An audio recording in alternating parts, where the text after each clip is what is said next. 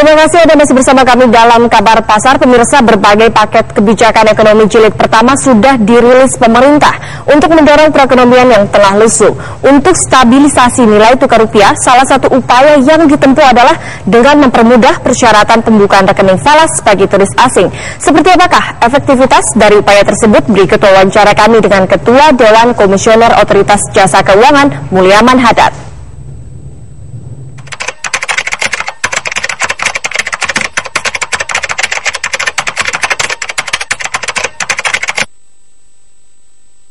Kemungkinan kita membuka ruangan atau kemudahan bagi orang asing, terutama para turis yang ingin membuka rekening di bank-bank domestik kita. Ya, saya sudah mempelajari datanya. Saya melihat antara 10 juta sampai 12 juta turis masuk ke Indonesia setiap tahunnya. Tidak semua orang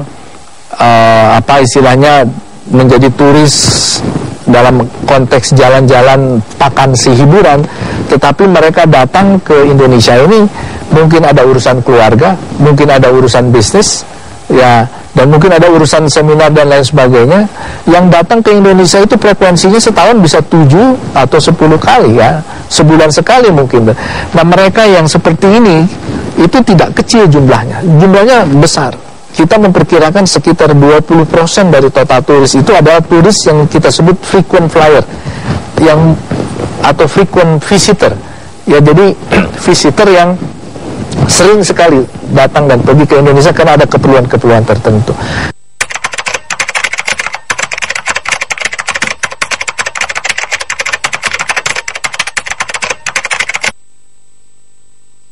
Nah, kalau dari total jumlah turis yang masuk ke Indonesia itu, dan 20%-nya kita anggap frequent visitor, itu menurut saya kalau kita mudahkan mereka membuka bank-bank domestik, membuka layanan keuangan buat yang frequent visitors ini, menurut saya akan ada dampaknya.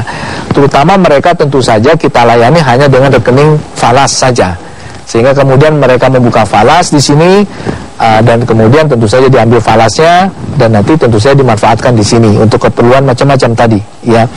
Nah, kalau 20% dari 12 juta kan cukup banyak. Kami memperkirakan potensinya sampai 24 billion US dollar.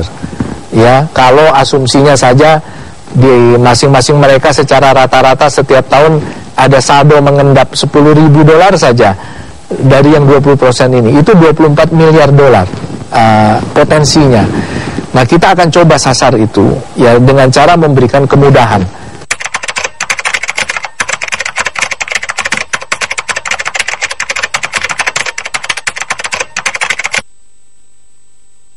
Kemudahan itu bukannya juga kemudahan yang tanpa batas, tetap saja kita persyaratkan adanya paspor, cukup kalau itu katakan misalnya di bawah opening awalnya itu 50.000 US dollar misalnya.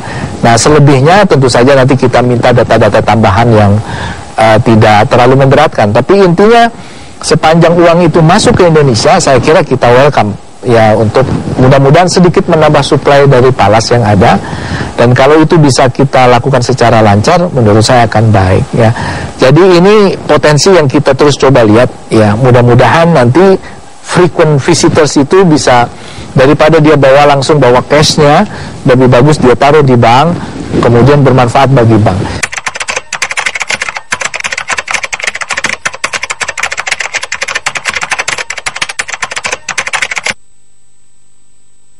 Nah, tetapi ini juga memerlukan dukungan, kemampuan bank untuk mengelolanya, kan begitu.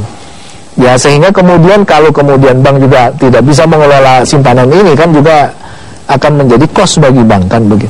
Oleh karena itu kemudian kita sedang melihat kemungkinan, dan saya kira juga ini dalam waktu pendek, bagaimana kita mempermudah